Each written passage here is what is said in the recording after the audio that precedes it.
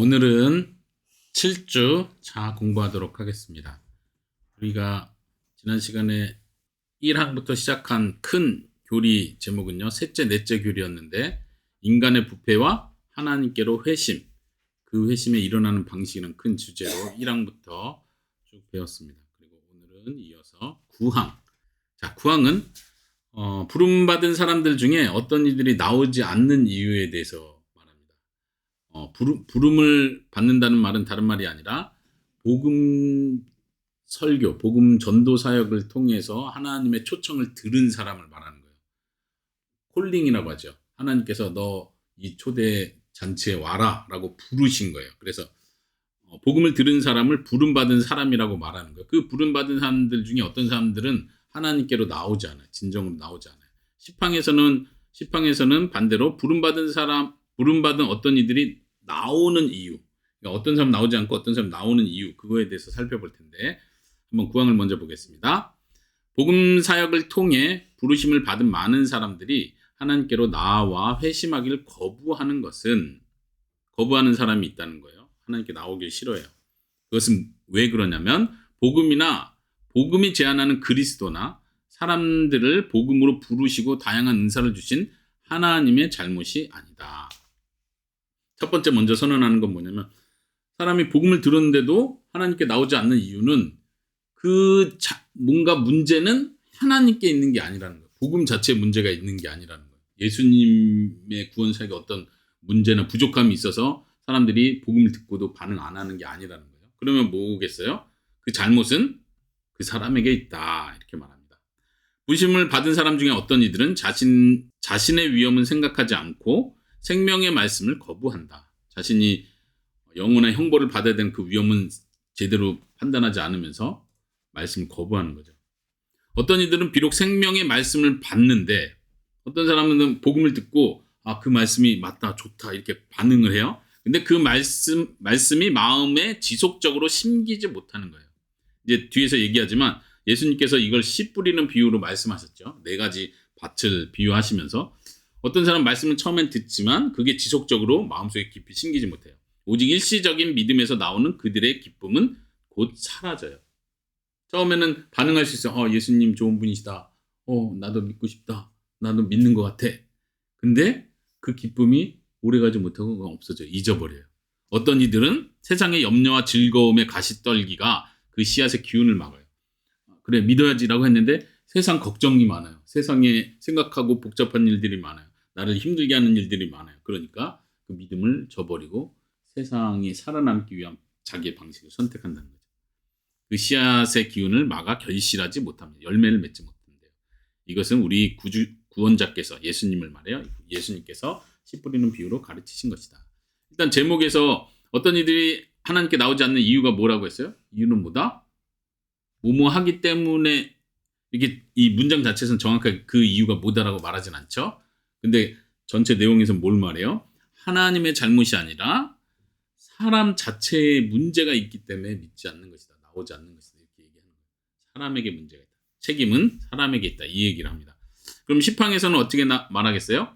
어떤 사람이 부름받는 이유, 부름받는 그 자리에 나오는 이유는 뭐겠어요? 반대로 나오지 않는 이유는 사람의 문제에 있어서고 나오는 이유는 하나님께서 은혜를 주시기 때문이다. 이렇게 말하고자 하는 거죠.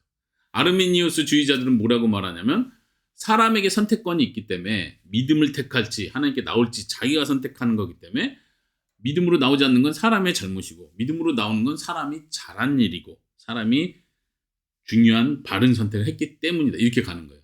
그런데 지금 신조에서는 그게 아니라 하나님의 은혜라는 걸 강조합니다. 보세요. 하지만 복음으로 부름받은 사람들 중 어떤 사람들은 나와 회심하는데 이것의 원인은 사람에게 돌려서는 안 된다. 사람이 똑똑하기 때문에 지혜롭기 때문에 하나님께 나왔다. 이 사람은 도덕적으로 양심이 있고 믿음을 가지려고 노력한 사람이고 하나님을 사랑하고 지혜로운 선택을 하는 사람이기 때문이 아니다. 이걸 분명하게 말하는 거예요. 그러면서 교만한 펠라기우스 이단이 주장하듯이 이단은 뭐라고 주장해요? 사람이 자유의지를 잘 사용해서 믿고 회심하기에 충분한 은혜를 동등하게 부여받은 사람 가운데 펠라기우스는 그렇게 말하는 거예요. 모든 사람이 충분한 똑같은 은혜를 받았다는 거예요. 믿을 수 있는 기회가 주어졌다는 거예요. 그걸 은혜라고 표현하는 거예요. 그래서 자유의지를 적절히 잘 사용해서 내 결단, 의지를 그래서 자신을 스스로 구별해내는 것이라고 펠라기우스가 주장하는 거예요. 다시 말하면 내가 예수님 믿는 건 내게 있는 자유의지를 잘 사용하고 내게 있는 일반적인 그 은총들을 잘 활용해서 내 스스로를 구별해내는 거예요. 나는 하나님께 나와야지. 얘는 하나님께 안 나왔네. 이 사람하고 나는 달라. 이렇게 구분한다는 거예요. 이게 펠라기우스가 주장하는 거고 아르미니우스 주의자들도 똑같이 이런 패턴으로 주장했던 거예요. 오히려 이 원인은 전적으로 하나님께 돌려야 합니다. 하나님께서 은혜를 주신다는 거예요. 하나님께서는 자기 백성을 그리스도 안에서 영원 전에 선택하셔서 시간 안에서 효과적으로 그들을 부르신다. 영원 전에 선택하셨다. 그리고 시간 안에서 부르신다는 말은 우리가 살고 있는 지금 이 실제 시간, 역사 속에서 하나님이 만나주시는, 부르시는 때가 있다는 거예요. 지금 밑줄 쳤는데 이거는 북미 개혁주의 노선에 번역된 영어 버전에는 안 나오고 원문인 라틴어판, 화란어판에는 나오는 표현이라서 밑줄 쳐놨습니다. 계속해서 믿음과 회개를 부여하신다. 누가요? 하나님께서 믿음을 주신다. 하나님께서 회개하는 마음을 주신다. 그리고 어둠, 흑암의 권세에서 건져내사 그의 사랑의 아들 나라로 옮기셨다. 하나님께서 하셨다는 거예요. 이는 그들을 어두운 데서 불러내어 그의 기이한 빛에 들어가게 하신 이의 아름다운 덕을 선포하게 하려 하십니다. 하나님께서 그렇게 하셨다는 걸 계속 강조하는 겁니다. 또한 이는 그들 자신을 자랑하게 함이 아니라 사도들이 여러 곳에서 증언한 바대로 주 안에서 자랑하게 하려 하십니다. 자기 스스로 자랑하지 못하도록 하나님께서 그 구원의 모든 일을 하셨다는 거예요. 중요한 부분은 여기에요. 믿음과 회개를 부여하신다. 그래서 우리가 지난 시간에도 배웠지만 오늘도 다시 반복할 거예요. 뭐냐면 믿음은 하나님의 선물이다. 이걸 꼭 기억하시기 바랍니다. 아르미니우스 주의자는 이걸 정면으로 반대해요. 정면으로. 다시 말하면 믿음은 선물이 아니고 사람에게서 나오는 거다. 이렇게 정확하게 이걸 주장을 하는 거예요. 그러니까 하나님께서 다른 모든 은혜를 베풀어 주셨다. 하나님이 심지어 믿을 수 있는 능력을 주셨다까지 말해요. 예. 아르미니우스 주의자는 말하기를 믿을 수 있는 능력을 하나님 주셨다. 이게 은혜다. 근데 그 다음 뭐가 남았어요? 그 능력을 내가 활용해야 된다. 그건 너에게 달렸다. 결국 너가 구원받는지 지옥 가는지는 너에게 달렸다. 이걸 계속 강조하는 거예요. 인간의 책임을 강조하니까 굉장히 좋은 것 같은데 문제는 하나님께서 구원을 처음부터 끝까지 이루신 그 하나님의 구원의 은혜를 완전히 실추시켜버리는 거예요. 하나님도 결정적으로 구원을 확정짓지 못한다. 왜냐하면 최종 버튼은 너가 눌러야 된다. 하나님 모든 걸 다 정해서 버튼 너가 띡 누르지 않으면 이건 작동하지 않는 거예요. 이렇게 보는 거죠. 자, 이제 회심에 대한 이야기를 더 하도록 하겠습니다. 회심이 뭐라고 했어요? 돌이키는 마음. 돌이키는 마음이요. 뭘 어떻게 돌이켜요? 아까 제목에서 말한 것처럼 하나님께로 회심하는 거예요. 내가 죄를 좋아하고 더럽고 추하고 악한 것을 좋아했다면 이 마음을 돌이켜서 하나님께로 향하는 거예요. 거룩한 하나님의 뜻을 추구하는 거. 그건 이제 거듭남을 표현하는 표현이라는 걸 기억하십시오. 자, 하나님께서 어떻게 회심을 일으키십니까? 더욱이 하나님께서 그분의 이 기쁘신 뜻을 택하신 자 안에서 이루실 때, 즉 참된 회심을 그들 안에서 역사하실 때 하나님께서는 복음이 외적으로 그들에게 설교되도록 보살피십니다. 첫 번째 방법, 복음이 설교되도록 하신대요. 예수님에 대한 복음, 하나님께서 이루신 구원의 그 큰 계획과 하나님께서 하신 일을 듣게 하시는 거예요. 설교되도록 그 사람이 들을 수 있는 환경을 주시는 거예요. 그분의 성령으로 능력 있게 그들의 총명을 밝히십니다. 그 다음 하시는 일, 들은 것에 대해서 깨닫게 하시는 거예요. 총명, 지혜, 명철할 때 들은 내용이 그렇구나, 하나님께서 이런 일을 하신 거구나 깨닫게 하시는 거예요. 그 일을 하나님이 하신다는 거예요. 그들이 하나님의 성령의 일을 바르게 이해하고 분별하게 하십니다. 그리고 또한 중생하게 하시는 그 영의 효력 있는 역사하심으로, 그 영은 성령님을 가리키죠. 성령님께서 일하심으로써 하나님께서는 사람의 가장 깊은 속까지 침투하셔요. 그리고 닫힌 마음을 열어주세요. 마음이 닫혔는데 하나님을 향해서 닫혀 있었어요. 예수님이 어디 있어? 하나님이 어디 있어? 나를 위해서 뭐 그런 일을 해? 이렇게 닫혀있던 마음이 열리는 거예요. 누가 열어주신다고요? 내가 빗장을 여는 게 아니라 하나님께서 그 일을 하신다고 계속 얘기해요. 그리고 하나님께서 굳은 마음을 부드럽게 하세요. 딱딱한 마음을. 그 다음에 할례 받지 못한 마음에 할례를 베푸신다. 이건 이제 구약의 표현을 가져온 거예요. 내 마음에 진정으로 하나님의 약속을 붙드는 그 마음이 있어야 되는데 그거를 하나님께서 하게 해주신다는 거예요. 또한 새로운 자질을 어디에? 의지에 주입하신다. 이 표현이 아주 중요한 표현이에요. 이제 의지와 연관된 걸 그 다음에 한 번 더 배울 텐데 하나님께서 우리의 의지를 결단하는 그 힘, 그거를 새롭게 하신대요. 잘 보면은 먼저 총명을 얘기했죠. 이해하고 분별하는 거, 지적인 거를 가리켜요. 그렇죠? 이성. 그 다음에 우리의 마음을 여신다고 했죠. 마음, 감성적인 거. 그냥 예수님을 지적으로 아는 게 아니라 예수님을 향해서 마음이 열린 그분이 나를 사랑하시다니. 그분 너무 귀하시다. 나의 보배시구나. 마음이 열리는 거예요. 그 다음 또요. 의지.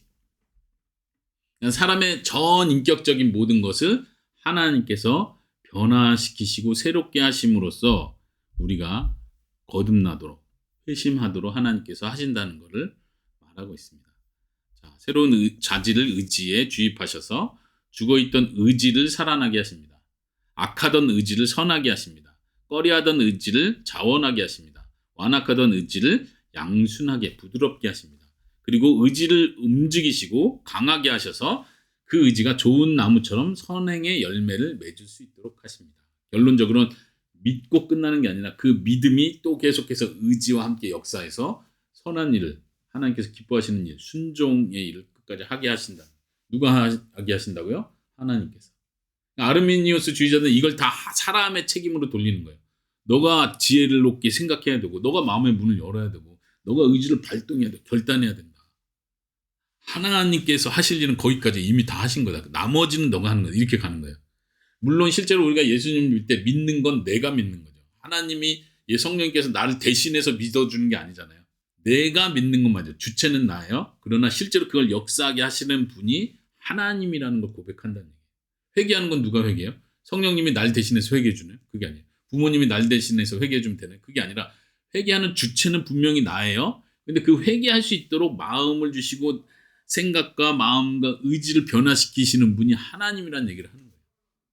이게 모순되는 얘기가 아니라는 얘기예요. 아르미니우스자는 내가 해야 된다고 칼빈주의자는 하나님이 다 하신다. 하나님이 다 하신단 말이에요. 나는 그냥 가만히 있어도 된다는 말은 아니라는 얘기예요. 하나님이 나를 변화시켜서 내가 그 일을 하게끔 하나님이 하신다. 이거를 강조하는 거예요. 이해하십니까? 자, 12항으로 넘어가 보겠습니다.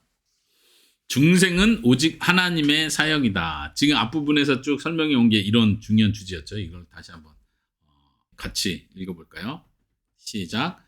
이것이 성경에서 그토록 높이 찬양하는 중생이며 새로 지으심 죽은 자 가운데서 부활 살리심이라 부르는 것으로 하나님께서는 우리의 도움 없이 우리 안에서 역사를 행하신다. 이것은 결코 복음의 외적 부르심이나 도덕적 설득만으로 되는 것이 아니며 하나님께서 그분의 역할을 하시고 난 후 중생할지 중생하지 않을지 회심할지 회심하지 않을지가 사람의 능력으로 달려있는 방식으로 일어나는 것도 결코 아니다. 오히려 이것은 명백히 초자연적인 일이며 가장 강력하고 동시에 가장 기쁘며 기이하며 신비하며 말로 다 표현할 수 없는 사역이다. 회심, 곧 중생은 하나님의 초자연적인 그리고 여기서 표현한 것처럼 우리의 도움 없이 하나님께서 홀로 행하시는 일이다. 지난 시간에 그런 표현을 했어요. 아르미니우스 주의자는 그냥 사다리 밟고 올라가서 사다리에서 높이에서 떨어져서 다친 상태 하나님 도와주세요. 제가 해야 되는데 도와주세요. 이 정도라면 칼빈주의자들이 믿는 것은 성경이 강조하는 것은 우리는 영적으로 완전히 죽은 상태다. 도움을 청할 수도 없는 상태다. 이렇게 말했었죠. 여기서도 말하는 거예요. 우리의 도움을 받으셔서 하나님께서 뭔가 일을 하시는 게 아니에요. 우리가 도와주세요. 제가 주님이 원하신 뜻대로 뭔가를 하겠습니다. 그러면 저를 변화시켜 주세요. 이렇게 작동하는 게 아니라는 거예요. 오직 하나님께서 먼저 실행하시는 거예요. 예수님께서 사랑하시던 친구 나사로가 죽었을 때 예수님께서 나사로를 살리십니다. 어떻게 살리셨죠?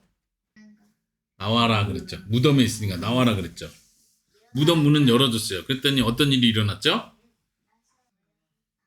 그러면 이것을 중생의 개념으로 생각해 보세요. 나사로가 예수님의 말씀을 듣고 나왔습니다. 누가 한 거죠? 나사로를 살린 건 누가 한 거예요? 그럼 나사로가 한 일은 뭐죠? 걸어서 나왔으니까 나사로가 살아나는 일에 나사로도 하나님과 예수님과 협력을 한 건가요? 나사로도 자기 나름대로 역할을 했잖아요. 예수님도 중요한 역할을 했고 99%의 역할을 하고 나사로도 나름대로 나오는 순종을 했잖아요. 왜? 그렇죠. 예, 그게 중요한 포인트예요. 순종한 건 맞아요. 나오라 했고 나오는 순종을 한 건 맞는데 그 순종이 나사로가 무슨 중요한 역할을 했다는 의미는 아닌 거예요. 그 말씀이 역사해서 나사로를 살려냈고 그래서 순종이 가능했던 거죠. 순서가 이렇다는 얘기예요. 중생도 마찬가지예요. 우리의 도움 없이 하나님께서 먼저 역사하시는 거예요. 그리고 우리는 거기에 반응을 하는 거예요. 그 반응이 뭐예요? 그 순종이 뭐예요? 회개하고 예수님을 믿는 결단을 하는 거예요. 근데 이게 나에게서 나온 게 아니라 예수님께서 하나님께서 우리에게 먼저 주신 거라는 거예요. 이 비유를 잘 생각하면 아주 분명하게 이해할 수 있을 거라고 생각합니다. 근데 이 아르미니우스 주의자들이 생각하는 건 뭐냐면 여기 나온 표현 있죠. 복음의 외적 부르심이나 도덕적 설득만으로 중생이 가능하다고 보는 거예요. 복음을 전하는 자, 설교자의 역할은 이렇게 부르는 거, 초대하는 거, 예수님 믿으십시오. 그리고 도덕적으로 설득하는 거. 이렇게 죄악 가운데 살아서 되겠습니까? 죄를 버리고 하나님께 나오십시오. 잘 설득하면 그 다음엔 사람이 결단을 한다는 거예요. 잘 설득할수록. 그러니까 설교자 역할이 그만큼 중요해요. 설교자 역할이 중요한 걸 강조하는 건 좋은데 문제는 그 다음은 사람에게 달렸다 생각. 그 뒤에도 마찬가지예요. 하나님께서 그분의 역할을 하시고 난 후에 하나님이 어느 정도는 역할을 하시는 거, 은혜를 베풀어 주시고 그 다음에 중생할지 중생하지 않을지, 회심할지 회심하지 않을지가 사람의 능력에 달려 있다라고 믿는 게 아르미니우스 주의자예요. 근데 그것이 아니다라고 신앙 고백서는 말하고 있습니다. 자, 그 다음 계속 이어서 뒷부분. 이 사역을 행하시는 성령님의 감동으로 된 성경에 따르면 중생은 그 능력에 있어 창조나 죽은 자의 부활보다 작거나 열등하지 않다. 중생, 다시 태어나는 그 일은 말 그대로 창조와 동일한 놀라운 초자연적인 하나님의 역사고 기적이다. 아담이 창조받을 때 하나님께 도와드린 일이 있었어요? 있을 수가 없죠. 존재하지도 않았는데요. 마치 죽은 사람처럼 죽었는데 뭘 도와주겠어요? 아담이 존재도 않았는데 어떻게 하나님 날 창조해주세요. 도움을 요청하겠어요? 아니면 흙을 모아가지고 하나님 이걸로 저를 만들어주세요 하겠어요? 이해됩니까? 중생도 마찬가지로 창조와 다르지 않다는 거. 하나님의 단독적인 역사가 하나님이 하시는 일, 처음부터 끝까지. 근데 사람은 이거를 이해를 못하는 거예요. 그래도 우리가 뭔가 하지 않느냐. 봐봐, 우리가 생각할 수도 있고 우리가 결단할 수도 있고 우리가 마음을 열 수도 있고 우리가 다 하고 있잖냐. 자유의지가 분명히 있는데 왜 이거를 못한다고 하냐. 믿는 거 우리가 하는 거지 왜 그걸 하나님이 해줘야 된다고 자꾸 말하냐. 그럼 우리가 할 역할이다. 자꾸 이걸 강조하는 거예요. 문제는 뭐예요? 이게 왜 그렇게 나쁜 거예요? 이게 왜 그렇게 이단적인 거예요? 한번 생각해 봅시다. 왜 이게 그렇게 나쁜 거예요? 아르미니우스 주의자예요. 그래서 개혁주의자들이 강조했던 것 중에 하나가 모든 영광을 하나님께, 오직 하나님께 영광. 이게 그 표현이에요. 사람이 아르미니우스 주의자는 어쨌든 뭔가의 최소한의 어느 정도의 영광은 사람에게 달렸다고. 아까 위에서 표현한 것처럼 내가 스스로 저 사람과 나는 다르다는 걸 구분해내는 거야. 나는 믿음을 발동한 사람이고 이 사람은 발동하지 않은 좀 어리석은 사람이고. 그러니까 나에게 영광이 그만큼 돌아오는 거예요. 성경은 이거를 철저하게 배격합니다. 자, 뒷부분 먼저 읽겠습니다. 따라서 하나님께서 그 마음에 이런 기이한 일을 행하시는 모든 사람은 분명 틀림없이 효과적으로 중생한다. 반드시 중생한다.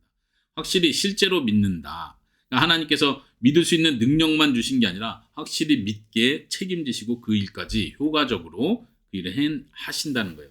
그리고 그렇게 새로워진 의지는 하나님께서 움직이시고 영향을 미치실 뿐 아니라 하나님께서 영향을 미치신 결과로 활동적이 된다. 그래서 아까 열매를 맺는다 그런 표현했었죠. 이런 이유로 사람 자신이 그가 받은 은혜로 인하여 믿고 회개한다고 말하는 것이 옳다.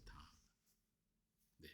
계속해서요. 14망에서는 짧죠. 다 이해할 수 없는 중생 같이 읽어봅시다. 시작. 이 세상에서 신자들은 하나님께서 이 사역을 행하시는 방식을 다 이해할 수 없다. 그럼에도 불구하고 이 하나님의 은혜로 자신들의 구주를 마음으로 믿고 사랑함을 알고 경험하는 것에 신자들은 만족하며 안식을 누린다. 우리가 이 하나님 어떻게 이걸 다 한다는 얘기죠? 어떻게 하나님의 주권과 인간의 자유의지가 이게 같이 동시에 작동할 수 있는 거지? 하나님이 다 하신다고 했는데 그러면 인간은 그냥 로봇인가? 이게 어떻게 같이 이거는 우리의 머리로 다 이해될 수 있는 부분이 아닌 거예요. 우리가 그 다 이해하지 못한다는 거 인정하는 거예요. 그러나 성경이 분명히 그렇게 말하고 있다는 거 우리는 받아들이는 거예요. 하나님의 주권을 강조한다고 해서 인간의 책임이 줄어들지 않아요. 근데 아르미니우스주의자는 인간의 책임이 줄어들면 안 된다, 키운다 하면서 하나님의 주권을 무시해버리는 실수를 범하는 거죠. 그래서 우리 신자들은 하나님께서 은혜로 우리의 구주가 되어주시고 마음으로 믿고 사랑함을 알고 경험하게 됩니다. 그것으로 만족하고 안식을 누리는. 자, 14항 제목은요. 믿음은 하나님의 선물이다. 따라서 믿음은 하나님의 선물이다. 이는 하나님께서 단지 사람에게 제안하신 뒤 받을지 거절할지는 사람의 의지에 맡기시는 것이 아니다. 아르미니우스 주의자의 주장이죠. 하나님께서 사람에게 실제로 믿음을 수여하신다, 주신다는 거예요. 믿음을 불어넣으세요. 믿음을 주입시키신다고 표현해요. 더욱이 하나님께서 믿을 능력을 수여하신 뒤, 아르미니우스 주의자의 주장이에요. 믿을 능력을 주신 다음에 사람의 의지가 믿기로 동의하거나 믿는 행동을 하길 기다린다는 의미의 선물이 아니다. 아까 아르미니우스 주의자는 뭐라 했어요? 믿을 능력은 주셔요. 그게 선물이라는 거예요. 그래, 선물이다. 믿을 능력을 주니까. 근데 아르미니우스 주의자는 다르게 표현하는 거예요. 그 다음에 내가 믿을지 안 믿을지는 내가 동의하고 선택하는 건 나에게 달렸다. 그래도 믿음은 그런 의미에서 선물이다. 이렇게 말하는데 우리는 그렇게 믿지 않는다. 처음부터 끝까지 믿음이 실제로 작동하고 그 안에서 역사하고 열매를 맺는 일까지 하나님께서 하신다. 이렇게 고백하는 거예요. 오히려 소원을 두고 행하게 하시는 모든 것을 모든 사람 가운데서 이루시는 하나님께서 믿으려는 의지와 믿는 행동을 둘 다 사람 안에서 만드시는 의미로 선물이다. 믿으려는 의지를 주시는 거예요. 실제로. 그리고 실제로 믿는 행동을 주신다는 거예요. 명확하게 이해됩니까? 이런 의미에서 내가 이런 믿음을 선물로 받았구나. 이 믿음이 믿음의 결과로 우리는 구원을 얻는 거예요. 하나님이 구원은 약속했는데 믿는 건 너가 해야 돼. 믿으면 구원을 주는 거고 안 믿으면 구원 안 주는 거. 이게 아니라 믿음을 선물로 주셔서 그 결과로 내가 구원을 얻게 되는 거예요. 15항 받을 자격이 없음에도 주신 이 은혜에 대한 합당한 태도. 하나님께서는 이 은혜를 누구에게도 빚지지 않으신다. 그러니까 누구에게 꼭 줘야 되는 너가 이렇게 열심히 해서 나는 꼭 줘야 되는데 아직 안 줬어. 빚졌네. 빨리 줘야겠다. 보상하는 개념이 아니란 얘기예요. 주께 먼저 드려 갚으심을 받을 만한 것이 전혀 없는 사람에게 하나님께서 무엇을 빚지시겠는가? 자신의 것이라고는 죄와 거짓말고는 아무것도 없는 사람에게 하나님께서 진정 무엇을 빚지시겠는가? 하나님 빚진 게 없어요. 그러므로 이 은혜를 받은 사람은 오직 하나님께만 영원한 감사를 빚진다. 우리가 빚진 거예요. 영원토록 감사해야 되는 빚이 있는 거예요. 하나님께 감사해도 이 정도 감사했으면 됐잖아요가 아니란 얘기예요. 영원히 감사드린다. 반대로 이 은혜를 받지 못한 사람들은 이 영적인 것들에 전혀 관심이 없다. 자신의 상태에 만족해요. 난 이 정도로 만족해. 나는 이 정도로 내가 믿었고 내가 실제로 노력했으니까. 이런 식으로. 거짓 안정 속에서 자신이 가지지 않은 것을 가지고 있다고 헛되이 자랑한다. 심지어 구원에 대해서도 그런 거예요. 내가 믿고 내가 결단했으니까 나는 구원을 받은 거지. 속는 거죠. 나아가 겉으로 신앙을 고백하고 행실을 고치는 사람들에 대해서 이건 좀 다른 사람들이에요. 아직은 진정한 믿음이 있다고 말하지 못할 수도 있어요. 그렇지만 어쨌든 외형적으로 신앙을 고백해요. 위선적이라는 표현이 아니라. 그리고 행실을 고치려고 노력도 해요. 그런 일들을 해요. 그런 사람에 대해서는 우리 사도들의 예를 따라 가장 호의적인 방법으로 판단하고 말해야 한다. 이게 무슨 말이죠? 겉으로 신앙을 고백하고 행실을 고치는 사람들에 대해서 너는 외식적으로 말만 고백하는 것 같아. 너는 겉모습만 그냥 꼭 노력하려고 너 이런 죄가 아직 남아있잖아. 넌 좀 믿음이 아닌 것 같아. 이런 태도로 하지 말라는 얘기예요. 반대로 가장 호의적인 방법으로 판단해 주라는 거예요. 그래도 너가 노력하는구나. 그래도 입으로 고백하고 있구나. 너가 믿으려고 하는구나. 여기서 더 나아가면 된다. 형제를 대하듯이 하고 심지어 징계하는 자들을 향해서도 그들이 돌아오기를 바라는 마음으로 권면하고, 이게 성경의 가르침이었죠. 왜냐하면 우리는 사람의 마음 깊은 속을 모르기 때문이다. 이게 중요해요. 마치 내가 이 사람을 신앙을 판단할 수 있는 것처럼 함부로 판단해서는 안 된다. 그리고 아직 부르심을 받지 못한 사람들을 위해서, 아직 그런 사람이 있다면 없는 것을 있는 것으로 부르시는 분이신 하나님께 기도하는 것이 우리의 의무다. 내가 아직 불안해요. 기도해야 합니다. 하나님, 나에게 회개의 마음을 주십시오. 통회의 마음을 주십시오. 믿음을 주십시오. 이렇게 기도하라는 얘기예요. 하지만 결코 우리 자신을 스스로 남달리 구별한 것처럼 교만하게 굴어서는 안 된다. 그래서 진짜 복음을 알면 알수록 우리는 겸손해지고 다른 사람은 더 관용하는 사람이 되어야 한다. 자, 16, 17 남았습니다. 이제 의지에 대한 이야기입니다. 16항은 의지에 대한 거예요. 이 의지에 대한 부분이 아르미니우스주의자의 논쟁에서 아주 중요한 주제 단어죠. 왜냐하면 아르미니우스주의자는 우리에게 의지가 그대로 남아있다. 아담과 하와가 가지고 있었던 것처럼 우리에게도 선인지 악인지를 택할 수 있는 의지가 있다. 자유의지가 그대로 있다. 그러니까 이걸 잘 활용해야 된다. 근데 아르미니우스주의자는 좀 너무 극단적으로 가지 않기 위해서 나름대로, 그런데 하나님의 은혜가 필요하다. 하나님이 믿을 수 있는 능력을 주셔야 된다. 하나님께서 이 복음을 들을 수 있는 은혜를 주셔야 된다. 이런 은혜를 얘기하면서도 결국 의지는 내가 작동시키는 거다. 이렇게 표현하는 거예요. 그런 의미에서 살펴봐야 됩니다. 보겠습니다. 하지만 사람이 타락한 뒤에도 여전히 총명과 의지를 받은 사람인 것처럼 온 인류에 퍼진 죄가 사람에게서 사람의 본성을 박탈한 것은 아니며 사람에게 부패와 영적 죽음을 가져다 준다. 본성을 박탈한 것은 아니며 부패와 영적 죽음을 가져다 준다. 그러므로 이 중생의 은혜 또한 사람을 돌이나 나무처럼 대하여 사람의 의지와 의지의 특성을 빼앗거나 꺼리는 의지를 강압하는 것이 아니라 오히려 의지를 영적으로 살리고 치료하고 교훈하시고 즐거우면서도 강력하게 구부리신다. 이거는 성경의 입장을 말하는 거예요. 아르미니우스주의자들의 입장을 말하는 거예요. 성경의 입장을 말하는 거죠. 하나님께서 의지를 살리시고 우리의 의지를 치료하시고 교훈하시고 즐거우면서도 강력하게 우리의 의지를 이끄신다는 거예요. 타락 뒤에도 여전히 총명과 의지가 남아있다는 표현이에요. 지난번에 표현하기를 좁은 의미의 하나님의 형상은 잃어버렸어도 넓은 의미의 하나님의 형상은 남아있다. 이성적인 판단이 여전히 남아있다. 본성, 이게 이제 중요한 표현인데, 사람의 본성이라는 건 뭐냐면 사람됨을 가리키는 거예요. 그러니까 여기서 표현하죠. 그래서 돌이나 나무가 된 게 아니에요. 사람이 타락한 이후에 돌이나 나무가 된 게 아니에요. 사람이 타락한 이후에 동물처럼, 일반 다른 동물처럼 된 게 아니라는 거예요. 여전히 지성이 남아있고 판단할 수 있고 도덕적 판단력이 남아있고 이게 남아있다는 거예요. 그런데 문제는 뭐예요? 이게 부패했다는 거예요. 왜곡돼 버린 거예요. 타락 이후에 사랑의 감정이 없어졌습니까? 부모가 자식 사랑하는 건 타락한 사람도 엄청 아끼고 사랑해요. 이거는 사람의 본성인 거예요. 하나님의 형상 중에 하나인 거예요. 이게 박탈되지 않았다는 거예요. 그리고 도덕적으로 이건 진짜 나쁜 일이지. 이 나쁜 사람이. 이런 판단이 사라진 게 아니에요. 사람이. 이게 사라졌다면 동물이 되는 거죠. 근데 이런 의미에서 사람의 본성이 박탈된 게 아니다. 이해되시겠습니까? 그리고 그런 의미에서 총명과 의지가 남아있다. 문제는 부패된 거다. 영적으로 죽었다는 의미는 하나님을 사랑하지 않고 하나님을 선택하지 않고 복음을 들었을 때 그걸 거부하고 빠져나가는 태도. 이게 죽은 상태를 표현하는 거죠. 그러니까 하나님께서는 사람을 돌이나 나무처럼 대하지 않으시는 거예요. 그 의지를, 야, 너 의지는 없는 거나 똑같아. 너 의지 없어. 그러니까 내가 전혀 새로운 의지를 그냥 넣을 거야. 너의 존재를 새로 만들 거야. 이렇게 하지 않고 그 의지를 치료하신다는 거예요. 살리시고 치료하시고 변화시킨다. 이거를 이제 재창조라고 표현하는 거예요.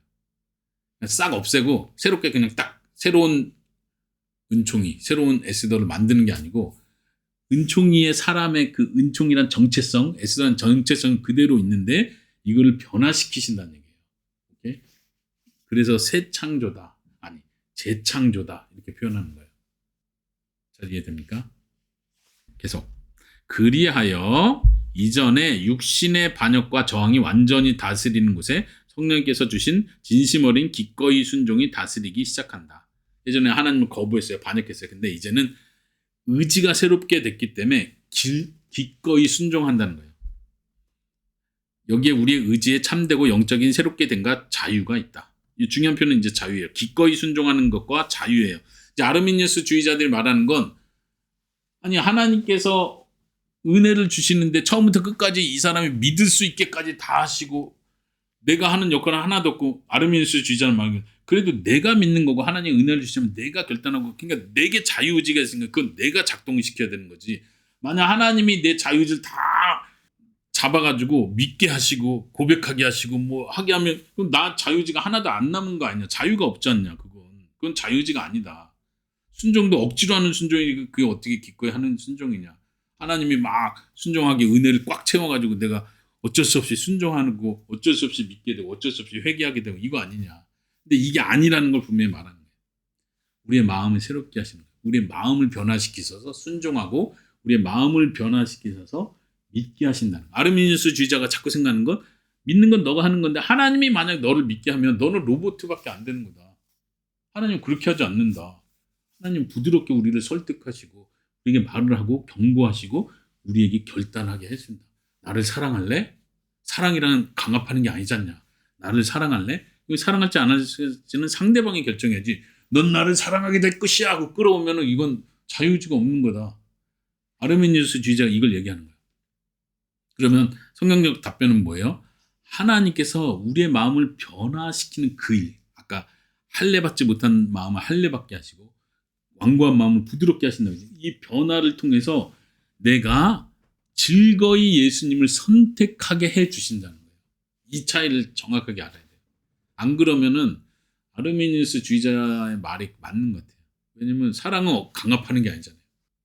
스토커들이 쫓아오고 날 사랑해 줘야 돼. 안 하면 난 반드시 너가 날 사랑하게 만들 거야. 마치 하나님을 그런 하나님으로 그림을 그리는 거예요. 아르미니우스 주의자는. 그러니까 그게 아니다. 우리가 스스로 하나님을 사랑해야 된다. 근데 성경의 답변은 우리가 스스로 사랑할 수 있는 힘이 아예 없다. 영적으로 죽은 상태다. 의지는 남아있지만 그 의지는 하나님을 향해서는 아무 작동도 하지 못한다. 우리 죄를 사랑하는 의지로만 작동하고 있다. 근데 하나님이 이걸 변화시키시는 것이다. 그래서 하나님을 사랑할 수 있는 의지를 주신다. 그리고 실제로 사랑하는 건 누구예요? 예수님이 날 대신해서 하나님을 사랑하는 게 아니라 내가 하나님을 사랑하게 되는 거예요. 내가 하나님을 좋아하게 되는 거예요. 내가 하나님께 순종하는 걸 좋아서 기쁨으로 하게 된다는 거예요. 이게 중생이고 거듭남. 하나님의 효과적인 반드시 역사하는 은혜를 표현하는 것입니다.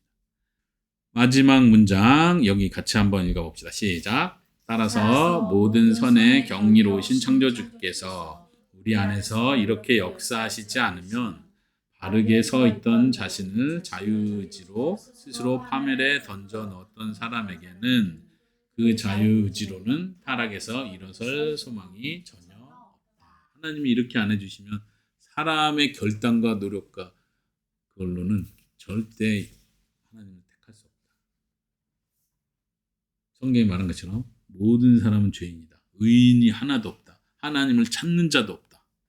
근데 그게 가능해지는 이유는 하나님께서 역사하시기 때문입니다. 자, 마지막입니다. 은혜의 방편. 이제 은혜의 방편은 뭐냐면 아르미니우스 주의자들의 주장에 반대해서 아까 말한 것처럼 그럼 하나님이 다 하시니까 사람이 할 일은 없는 거네. 이렇게 생각하는 아르미니우스 주의자들의 생각을 반박하면서 표현하는 거예요. 그게 뭐냐면 하나님은 모든 것을 하나님이 하시는데 하나님이 역사하시는 방편이 있다는 거예요. 그러면 우리는 그 방편을 잘 사용하는 일을 해야 된다는 거예요. 이게 우리의 책임이고 우리의 태도고 우리가 해야 될 일을 보여주는 부분이에요. 하나님과 협력한다는 차원이 아니에요. 한번 봅시다. 하나님께서 우리의 육의 생명을 낳으시고 붙드시는 전능하신 일을 행하실 때 방편 없이 하지 아니하시고 방편을 사용하시며 그분의 무한하신 지혜와 선하심을 따라 이 방편을 통해 그분의 권능을 행하시기로 뜻하신 것처럼 우리가 태어나기 위해서 우리가 노력하는 일이 없고 전혀 하나님께서 우리에게 생명을 주신 그 모든 일을 하신 것처럼 그리고 그분의 무한하신 지혜와 선하심을 따라 이 방편 하나님께서 사용하는 방편이 아이가 태어나는 방법이 있잖아요. 갑자기 뿅 태어나는 게 아니잖아요. 엄마 아빠가 만나고 그걸 통해서 애가 뱃속에서 태아로 자라게 있어요. 이 모든 방편 그대로 모든 사람이 동일하게 갖고 있잖아요.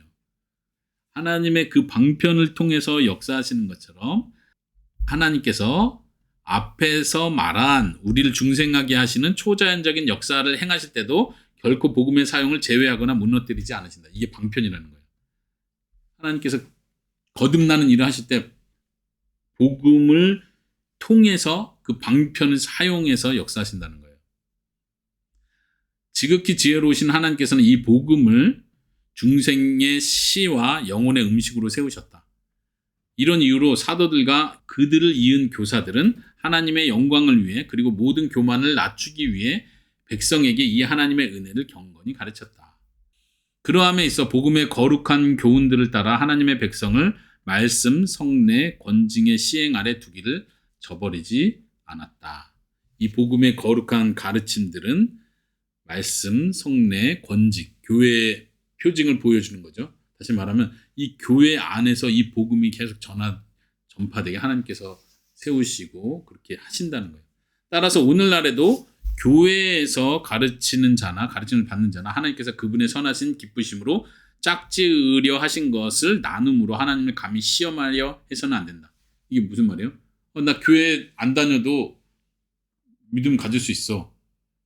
물론 교회 갈 수 없는 상황의 사람들 있죠. 특수한 경우들 있죠. 그런 게 아니라 교회가 뻔히 있고 말씀을 들을 자리가 있는데 나 교회 안 다녀도 될 것 같아. 나 혼자 찬양 부르다가 은혜 받을 수 있을 것 같아. 나 혼자 뭐 기독교 영화 좀 보다 보면 거듭남도 충분히 생길 수 있다고 생각해. 자기 방편을 자기의 생각을 하면 안 된다는 거예요. 하나님께서 교회를 통해서 여기서 말한 말씀 성례 권징의 시행 아래서 증거되는 복음 전파를 통해서 중생의 역사를 이루시는 방편을 두셨다. 권면을 통해 여기서 말한 권면은 이제 설교를 통해 복음 설교를 통해 나오는 모든 가르침, 충고, 훈계 다 포함하는 거예요. 권면을 통해 은혜를 주시고 우리가 우리의 의무를 더욱 가까이 행할수록 우리의 의무를 더욱 가까이 무슨 의무예요? 은혜의 방편을 부지런히 사용하는 거죠. 설교를 듣기 위해서 노력하고 말씀을 가까이서 말씀을 들으려고 하고 기도를 통해서 하나님께 은혜를 구하는 거. 이것이 다 은혜의 방편이에요. 그리고 이것이 우리의 의무라고 표현하는 거예요. 이 하나님의 은택이 더욱 분명히 우리 안에서 빛을 발하며 그분의 사역이 더욱 곧게 전진하기 때문이다. 방편들과 방편들의 구원하는 열매와 효과로 인하여 모든 영광이 오직 하나님께만 영원 세세토록 있을지어다. 아멘. 우리는 하나님께서 이 은혜의 방편을 통해서 역사한다는 걸 믿기 때문에 설교자는 부지런히 바르게 설교를 해야 되고 가르침을 받는 자는 교회 안에서 부지런히 말씀을 사모하고 은혜를 사모함으로 그 하나님께서 주시는 것을 기다리고 더욱 그 의무를 열심히 수행해야 한다.